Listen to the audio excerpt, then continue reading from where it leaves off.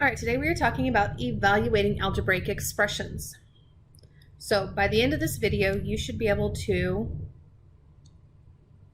simplify an algebraic expression. So let's start off, what even is an algebraic expression? So an algebraic expression is an expression that may contain numbers, operations, and one or more variables. So here's some examples. These are not all the possibilities, but this is some of them. All right, so let's look at evaluating algebraic expressions. What is that going to look like? First thing we want to do is we're going to replace the variables with parentheses and substitute in the given values for that variable. After that, it is a straight simplify. Okay, a lot of times when we say evaluate, we mean simplify. Evaluate and simplify are kind of similar processes, used interchangeably. So, evaluating, we're going to simplify. And again, we're using order of operations. If you need a refresher, I will link that here. Okay, so let's look at our first example. I've got 9x squared plus 22x plus 7. And x is equal to a negative 8. So first thing I want to do, 9, okay, my parenthesis, I'm plugging in a negative 8 for x, plus 22 times a negative 8 plus 7. So I've substituted in with parentheses and the given value. Now I need to simplify. Okay, working order of operations. First thing I see here that I need to work is the exponent. So negative 8 squared is 64 plus 22 times a negative 8 plus 7. Okay, after we've done our exponent, next thing is multiply or divide. I have some multiplication, working that left to right.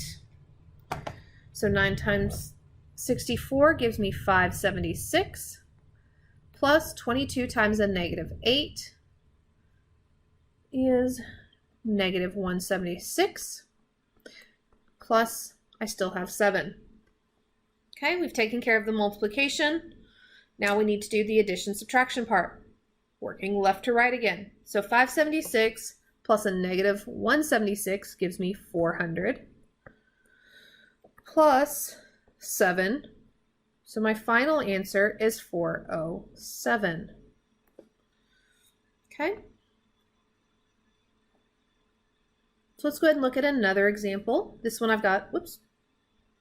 Thank you. This one I've got a fraction. Again, same process. I'm going to substitute in the variables with parentheses and given values. So 4 times, well, g in this case is 3 plus h, which is 9 over, got 3. Oops, I forgot my parentheses here. Plus, okay, 4 times h, which is 9. Okay, so I've substituted in. Now I need to simplify. I'm going to start with the numerator of my fraction first. So 4 times 12, which is, or 4 times 3, which is 12. Brain in hand or not? Okay, I'm going to go ahead and also work the denominator as well. Starting to simplify that. I still have the 3 plus 4 times 9, which is 36. Okay, so numerator and denominator are not simplified yet. 12 plus 9. So starting with that gives me 21. And 3 plus 36 is 39. Okay, so I also want to check before I stop, is this fraction simplifiable? Always see if your fraction will simplify.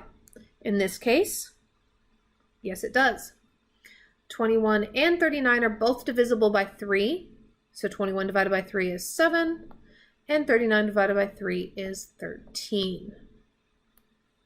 So my final answer is 7 over 13. All right. So I've got m times n minus the square root of m times n. M is equal to 6 and n is equal to 24. First thing I need to do is substitute in.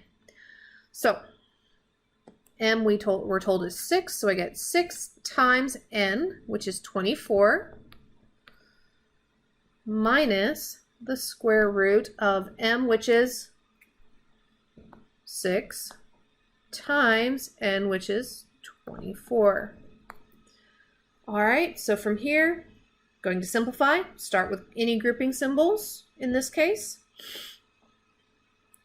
All right, so the square root is the first thing I want to simplify, which is 6 times 24, which gives me 144.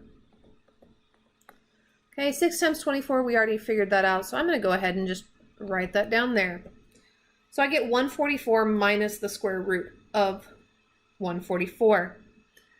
Still not done with that radical symbol because it's still there.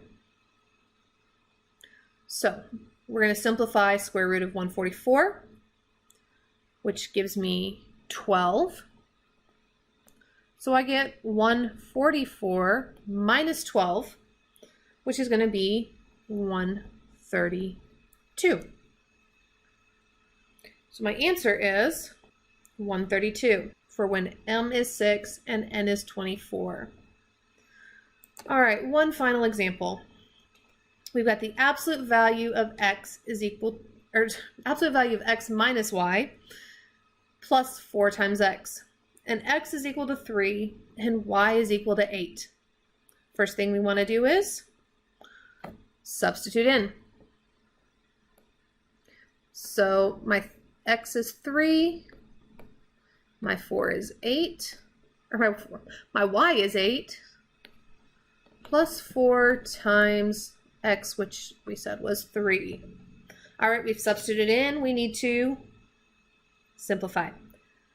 All right, so I'm going to start with my grouping symbol, which in this case is the absolute value. So 3 minus 8 gives me a -5.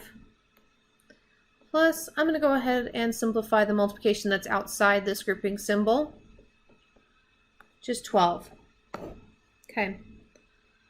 All right, so I've got the absolute value of a -5. So how do I simplify the absolute value? Okay, we know the absolute value is the distance from 0.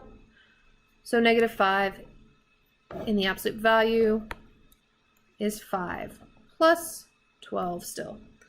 All right, and 5 plus 12 is 17. So we get 17 when x is equal to 3 and y is equal to 8. All right, so we've evaluated algebraic expressions in this.